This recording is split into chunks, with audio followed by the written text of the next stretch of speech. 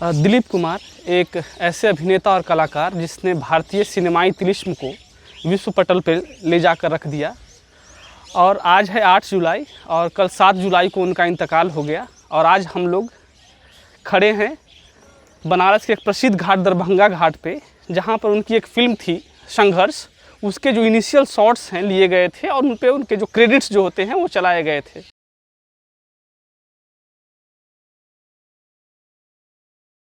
तो आज हम इस वीडियो में दिलीप कुमार से जुड़ी यादें और बनारस से उनका क्या एक रिश्ता था, या बनारस में किस तरीके के शॉट्स लिए गए हैं और फिल्मी जगत में इसका किस तरीके से इस्तेमाल हुआ है, उस पर चर्चा करेंगे।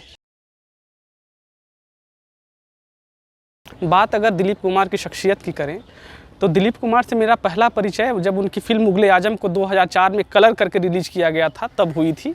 और उसके बाद से मैं उनका इतना बड़ा फ़ैन हुआ कि उनके बारे में मेरी जानने की इच्छा हुई। और जब मैं उनके पुराने वीडियोज़ को जाकर जब मैंने यूट्यूब पर देखा तो उनकी तरबियत, उनके जो अंदाज़ थे, उसका जो अदाकारी थी, उनकी बारीकियों का मुझे ज्ञान हुआ।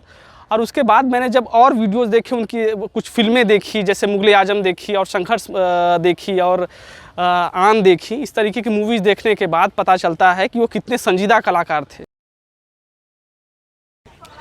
अगर आप दिलीप कुमार के आप अभिनेता बनने के सफ़र को अगर देखेंगे तो आप पाते हैं कि किन किन चीज़ों ने उनको एक अभिनेता के तौर पर अगर निखारा होगा। तो मैं जब उनके वीडियोज़ देख रहा था तो मैंने कुछ दिलचस्प बातें देखने को मुझे मिली। वो बातें कुछ इस तरीके की थी जो आज के जो मौजूदा कलाकार हैं उनमें आपको देखने को बहुत कम मिलेंगी। और आज के समय के अगर कलाकारों को जो आज भी मूवीज़ में काम कर रहे हैं अगर उनमें देखेंगे तो मुझे एक नसीरुद्दीन शाह लगते हैं जो उस तरीके के काम कर रहे हैं। उस तरीके की मतलब उनकी तरबियत है या उस तरीके की संजीदगी दिखती है। जब आप वीडियोज़ देखेंगे, अगर आप किसी अनजान व्यक्ति को अगर आप उनको दिखा दें जिन्हें पता न हो कि वो एक अभिनेता हैं, एक कलाकार हैं, तो मैं एक दावे के साथ कह सकता हूँ कि वो बंदा आपको ये कहते हुए मिलेगा कि ये दिलीप कुमार या तो एक बहुत बड़े एकेडमिशियन है या कोई बहुत बड़ा कवि है। भाषा पर जिस तरीके की उनकी पकड़ है वो एक सुनने लायक है और एक समझने लायक है। जब मैं उनके वीडियोज़ को देख रहा था तो मैंने पाया कि उर्दू के शब्द को जिस तरीके से उन्होंने इस्तेमाल किया है वो काबिल तारीफ़ है। और जिस संजीदगी से अपनी बातों को रखते हैं, जिसको ग्रेविटी बोलते हैं, एक फ्लॉलेस अंदाज में बातों को रखना, एक दो तहजीब है, एक जो अदब है वो उनकी भाषा शैली में साफ दिखती है। और एक अभिनेता को इन सारी चीज़ें सींचती हैं और एक अभिनेता इस तरीके से बड़ा बनता है। और जब आप साहित्य की बात करते हैं, लिटरेचर की बात करते हैं, तो आपको ये देखने को मिलेगा कि जब दिलीप साहब जब आप बात करें तो हर 10-15 वाक्य के बाद आप देखेंगे कि दिलीप साहब जो हैं आपको एक किसी बहुत मशहूर शायर को आपको कोट करते हुए या उनकी शायरी पढ़ते हुए नज़र आ जाएंगे।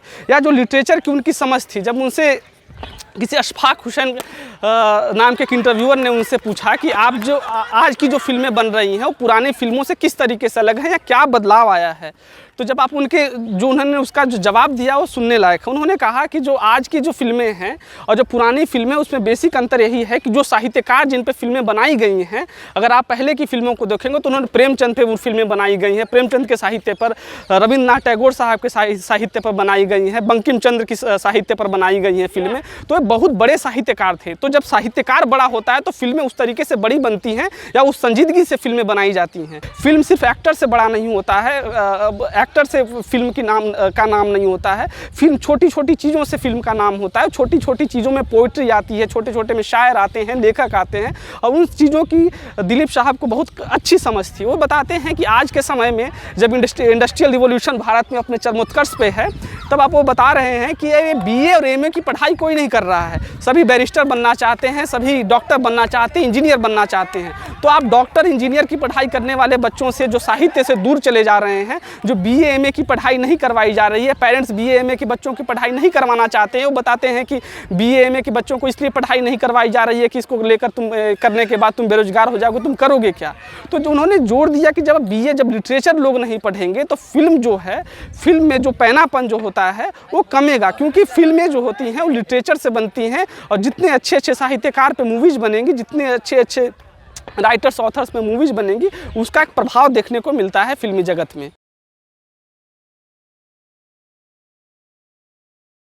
तो अभी आपने देखा चेत सिंह घाट का दृश्य, जिसे हमने फ़ोटो के माध्यम से भी दिखाया कि कैसे संघर्ष फिल्में, जिसकी बात राकेश ने की थी दरभंगा घाट पे, उसमें शूट किया गया है ओपनिंग क्रेडिट्स को।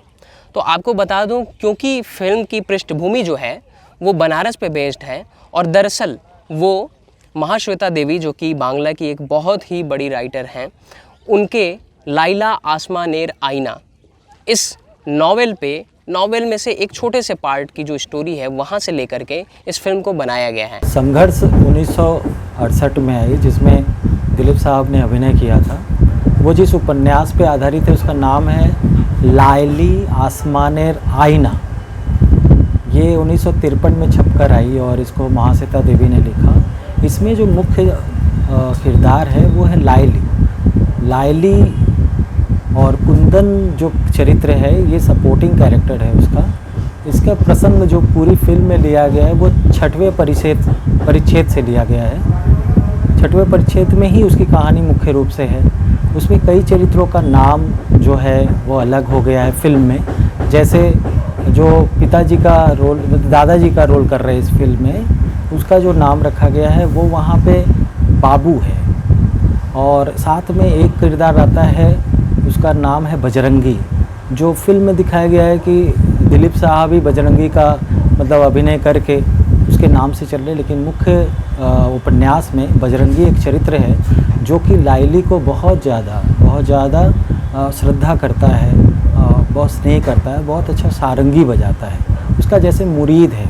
तो लाइली के इर्द गिर्द पूरी कथा वस्तु को रखी गई है उस मुख्य उपन्यास में। और हम लोग फिल्म में जब देखते हैं तो वो मुख्य किरदार हमारे कुंदन हो जाते हैं जो उसका सपोर्टिंग है, और उस फिल्म में भी उसका मुरीद है, उसका प्रेमी है, जो भी आप कह सकते हैं। और अब आपको एक महत्वपूर्ण बात ये बता दूं कि चूँकि ओपनिंग क्रेडिट्स बनारस में लिए गए हैं, लेकिन बनारस में शूटिंग की उतनी ज़्यादा सुविधा ना होने के कारण या लोगों का इतना भीड़ होने के कारण जो ज़्यादातर शूटिंग्स होती थी वो स्टूडियोज़ में होती थी। तो इस फिल्म की भी शूटिंग जो है वो स्टूडियो में ही हुई है। दिलीप कुमार, वैजंती माला, संजीव साहब और बलराज साहनी साहब, इतने जो बड़े बहुत ही ऊंचे दिग्गज कलाकार जो हैं, ये सारे दिग्गज कलाकार ने इस फिल्म में काम किया और ये पूरे स्टूडियो में ही शूट हुई है। उनमें से कोई भी बनारस आकर के शूट किया है ऐसा तो हमें नहीं मिलता, लेकिन 19वीं सदी के बनारस को डायरेक्टर ने बहुत ही अच्छी तरीके से दिखाने का प्रयास किया है। पूरे फिल्म में आप देखिए वहाँ पे पूरा सेट का यूज़ हो रहा है। वो सेट का, हाँ ये अच्छी बात है कि यहाँ के जो दरवाजे हैं, यहाँ की जो खिड़कियाँ हैं, उसका ख्याल रखा गया है। वस्त्र विन्यास में भी ख्याल रखा गया है। लेकिन जब ये गाना जो बहुत हिट हुआ था, मोरे पाँव में घुंघरू बंधा दे फिर मेरी चाल देख ले, ये गाना बहुत हिट हुआ है, बहुत आज भी लोग गाते हैं। लेकिन उसकी जो कॉस्ट्यूम्स हैं वो थोड़ा सा फोक दूसरे जगह का लिया जाता है। तो और काम हो सकता था, जिसको आप अगर बारीक से काम करना देखें तो रे साहब इसीलिए ग्रेट हो जाते हैं। हाँ सॉरी, बोलचाल में हम बात करें तो वो बनारस का जो ठेठ बनारसीपन है उसको उन लोगों ने एकदम छोड़ दिया, जो कनेक्ट नहीं हो पाता है। थोड़ा बहुत कर सकते थे क्योंकि, लेकिन चरित्र चित्रण जो उन्होंने किया, मतलब जिसको हम लोग कास्टिंग कहते हैं, ये जब्बर है। सब बड़े बड़े किरदारों को लिया गया, इफ्तिकार सर को लिया गया, संजीव सर को लिया गया, और मतलब किसी को भी छोड़ा नहीं। बल्ला साहनी साहब को लिया गया। मतलब बल्ला साहनी साहब को हम लोग 2 बीघा ज़मीन में जिस तरीके से देखते हैं तो उसके दूसरे तेवर में बनारस के उस तेवर को देखते हुए बहुत यूनिक लगता है। तो इसमें जो भी किरदार हैं बहुत अच्छे लगते हैं। ऐसे ही सत्यजीत रे भी बनारस में फ़िल्म शूट करते हैं और उनको बनारस में फ़िल्म शूट करने में दिक्कतें महसूस होती हैं। तो ये सारी प्रॉब्लम्स पिछले समय में रही है, क्योंकि बनारस हमेशा से यहाँ पे दिन पर दिन त्यौहार रहे हैं और लोग जो हैं इतनी भीड़ में यहाँ पे इकट्ठा हो जाते हैं कि शूट करना मुश्किल होता है। लेकिन हमें खुशी इस बात की है कि दिलीप कुमार साहब, जिन्होंने कि बनारस की एक पृष्ठभूमि वाली फिल्म में काम किया और वो पूरी स्टोरी ही बनारस की है। दुख तो है कि वो नहीं रहे, उनसे बहुत लोगों ने सीखा, आज भी सीख रहे हैं और जारी रहेगा। और बहुत देन है, उनका कंट्रीब्यूशन है, क्योंकि इनके चले जाने से वो तिकड़ी भी टूट गई, जिसको हम लोग कहते हैं स्वर्ण अक्षरों में लिखा जा रहा है। राज कपूर साहब, देवानंद साहब, दिलीप साहब, ये वो दौर को जीते रहे हैं। तो बाकी राज साहब चले गए, देवानंद साहब चले गए, कल हमारे बीच वो भी नहीं रहे। दिलीप कुमार साहब की शायरी और साहित्य में कैसी रुचि थी, ये जानने के लिए मैं एक वाक़या आपको सुनाना चाहता हूँ। एक बार फैज़ अहमद फैज़ साहब हिंदुस्तान आ रहे थे, तो उन्होंने अपनी बेगम जान से पूछा कि मैं हिंदुस्तान जा रहा हूँ, तो आप कुछ चाहती हैं मैं हिंदुस्तान से आपके लिए ले आऊँ। तो उनकी बेगम जान ने कहा कि अगर आप हिंदुस्तान जा रहे हैं और अगर आपकी मुलाकात अगर आप दिलीप कुमार साहब से होगी तो आप मेरे लिए उनका ऑटोग्राफ लेते आइएगा। फैज़ अहमद फैज़ साहब हिंदुस्तान आते हैं, उनकी दिलीप कुमार साहब से मुलाकात होती है और जब वो वापस जाते हैं तो उनकी जो बेगम जान है फैज़ अहमद फैज़ साहब की, उनकी बेगम जान ने उनसे बोला कि अगर आपकी मुलाकात उनसे हुई थी तो जो मैंने आपको कहा था उनका ऑटोग्राफ के बारे में, वो ऑटोग्राफ क्या आपने लाया है? तो फैज़ अहमद साहब फैज़ ने मना कर दिया कि मैं ला नहीं पाया। तो इस पे उनकी बीवी ने नाराज़ होते हुए पूछा कि जब हमसे उनकी मुलाकात हुई, आप हमसे बोल कर गए थे कि मैं लेकर आऊँगा, फिर भी आप लेकर नहीं आए। तो ये दिलचस्प कहानी है जो आपको सुनने में बहुत मज़ा आएगा। उन्होंने कहा, फैज़ अहमद फैज़ साहब ने कहा कि मैं जब उन शख्स से मिलने गया तो वो शख्स जो है मेरा ऑटोग्राफ मांग लिया। तो मैं जब वो कोई शख्स जब आपसे आपका ऑटोग्राफ मांग रहा हो तो आप उनसे कैसे उनका ऑटोग्राफ मांग सकते हैं? तो इस कहानी से आपको ये पता चलता है कि आज के समय में अगर आप कलाकारों को देखेंगे तो साहित्य के लिए और साहित्यकारों के लिए इतना प्रेम नहीं झलकता है जिस तरीके के पहले के कलाकारों में। और ख़ास करके जब हम बात दिलीप साहब की कर रहे हैं तो दिलीप साहब के जो साहित्य में जो रुचि थी, उन्होंने एक पाकिस्तान से आए हुए कलाकार से जो इतने बड़े शायर थे, और अगर आप इस बात पे गौर करें कि दिलीप साहब चूँकि एक्टिंग कर रहे थे तो निश्चित तौर पे उनको ऑडियंस उनकी ज़्यादा होगी, क्योंकि जब आप फिल्मों में आते हैं तो लोग आपको ज़्यादा जानते हैं। आज के समय में भी अगर आप इस चीज़ को देखेंगे तो आप अगर एक्टर्स को देखेंगे तो गुलजार से ज़्यादा ही लोग उनको जानते हैं, क्योंकि उनको एक स्क्रीन मिल रहा है। उसके बावजूद भी ये साहित्य का उनका प्रेम ही था दिलीप साहब का, जो उन्हें उस तरफ खींचता है और वो एक साहित्यकार से, एक शायर से उनका ऑटोग्राफ लेते हैं। जिस तरीके की गुणवत्तापूर्ण उन्होंने फिल्में बनाई हैं, तो ये हम दोनों आपसे एक अनुरोध करेंगे कि आने वाली पीढ़ियों में, आने वाली नस्लों में जिस तरीके की गुणवत्ता पर उनका जोर होता था, उस तरीके की गुणवत्ता को अपने पीढ़ियों में संजो कर रखना है, उसके बीज बोने हैं। और मैं निश्चित तौर पर उनकी एक जो फिल्मी सफ़र को जो मैंने देखा है, फिल्मी सफ़र को, वो देखने के बाद निश्चित तौर पे मैं कह सकता हूँ कि उस तरीके के कलाकार पैदा नहीं होते हैं, उस तरीके का कलाकार बनते हैं।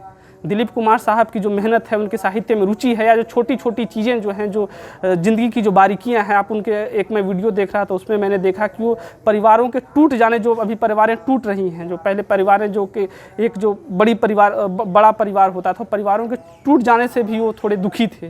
तो इस तरह की बारीकियों पर जिस कलाकार की नज़र हो या बारीकियों को जो समझता हो, वैसे कलाकार का चला जाना ये हम सब के लिए दुख की बात है। और ऑडियंस फोरम और हम दोनों दिलीप साहब को एक श्रद्धांजलि प्रस्तुत करते हैं इस वीडियो के माध्यम से। और हमारी कोशिश यही रहेगी कि इस वीडियो के माध्यम से और वो फिल्मों के माध्यम से, और वो हमेशा लोगों के मस्तिष्क में ज़िंदा रहें, उनके काम ज़िंदा रहें, उनकी सोच ज़िंदा रहे, साहित्य के प्रति उनकी जो रुचि थी वो और लोगों में तक पहुँचे, और वो जो रुचि है उन लोगों में ज़िंदा रहे। और इसी तरीके से वीडियो को हम अंत करते हैं। नमस्कार। और अगर आपको ये हमारा कंटेंट पसंद आया हो तो आप प्लीज़ हमारा उत्साहवर्धन करें, जिस भी तरीके से आप हमें सपोर्ट कर सकते हैं करें। और आपके सलाह की हमें बहुत ज़रूरत है, आप ज़रूर दें, कमेंट बॉक्स में लिखें कि हम और क्या बेहतर कर सकते हैं। जी, धन्यवाद। Thank you so much. Thank you.